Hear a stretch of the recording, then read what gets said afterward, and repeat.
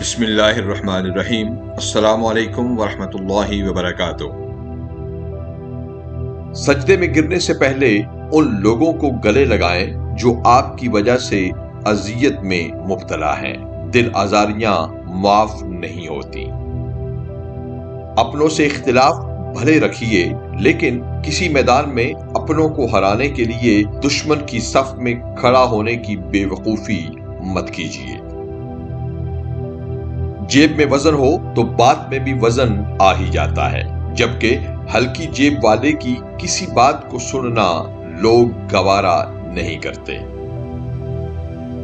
دوسروں کو جھوٹا، گھٹیا اور برا ثابت کرنے سے آج تک کوئی بڑا نہیں بن سکا۔ عظیم بننا ہے تو دوسروں کا پردہ رکھیے، عیب چھپائیے۔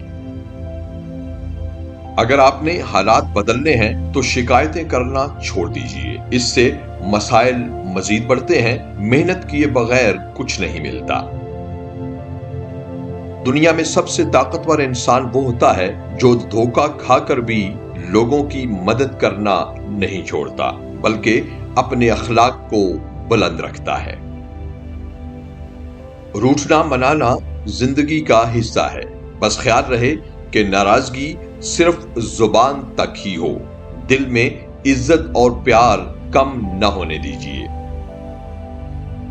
صبر کا گھونٹ دوسروں کو پلانا بہت آسان ہوتا ہے، خود پیتے ہوئے پتہ چلتا ہے کہ ایک ایک قطرہ پینا کتنا مشکل ہے۔